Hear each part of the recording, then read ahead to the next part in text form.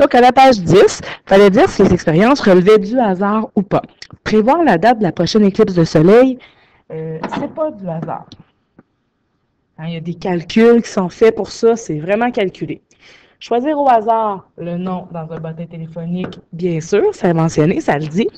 Prévoir l'heure de la prochaine marée, ben non, ça non plus, c'est pas du hasard, c'est tout calculé, ils sont au courant de ça. Il y a des registres de marée sur Internet et on peut tout savoir ça. Au numéro 2, vous deviez déterminer l'univers des possibles, c'est-à-dire oméga, dans les énoncés ci-dessous. On tire une bille d'un sac qui contient 8 billes bleues, 9 mauves, 3 roses. Donc, les possibilités qu'on puisse avoir comme résultat, c'est d'avoir soit une bille bleue, soit une bille mauve ou une bille rose. Même s'il y a 8 billes bleues puis 9 billes mauves, on ne les écrit pas 8 puis 9 fois, là. Je choisis au hasard le mot, une lettre du mot mathématique. Alors, les résultats, c'est oméga. On ouvre la colonne. M, on peut avoir un A. Ça se pourrait qu'on tombe sur un T, un H, un E accent aigu.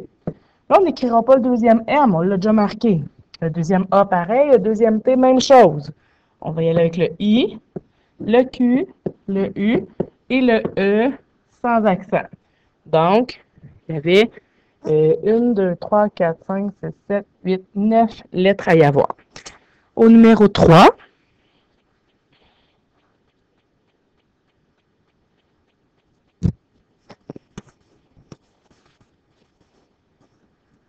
il faut compléter les événements suivants en disant l'univers des possibles pour commencer.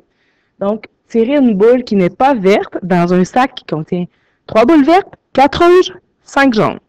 Alors, c'est quoi les possibilités qu'on a? Ben, c'est de tirer soit une boule verte, soit une rouge, ou une jaune. C'est quoi les probabilités de tirer une boule qui n'est pas verte? C'est-à-dire, on a 4 rouges et 5 jaunes, donc 9 chances. 9 chances sur combien? Sur 12.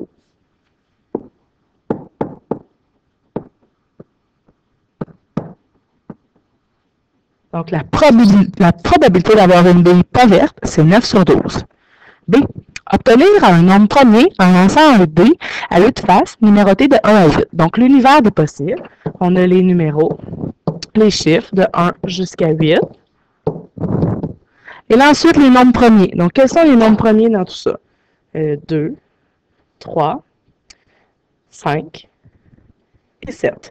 Alors, la probabilité d'avoir un nombre premier,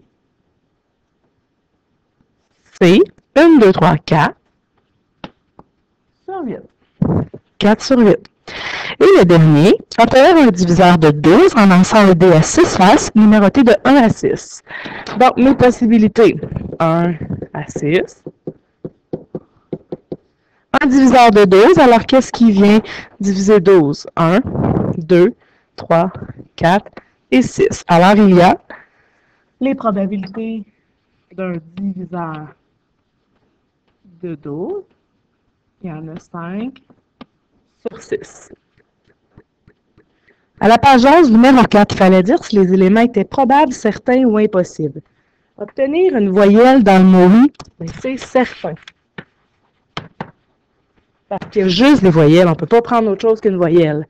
B. Obtenir une somme de 14 lorsqu'on lance 2 dés dont les faces sont numérotées de 1 à 6. Bien, ça, c'est quelque chose qui est pas... Obtenir 14, c'est quelque chose qui est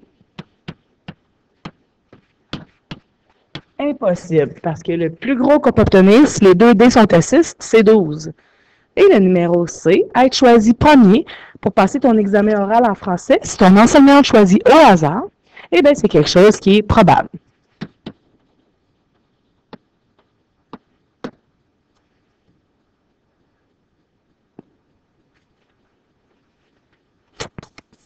Pour le numéro 5, voici les réponses.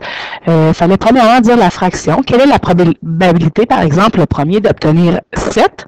C'est quoi qu'on faisait ici? Alors, on faisait une séance aléatoire. Il y avait des chiffres de 0 à 19 sur 20 billets. On tirait au hasard. C'est quoi la probabilité d'obtenir 7? Il y en avait 1 sur les 20 qui avait 7. Ensuite, on transforme ça en pourcentage.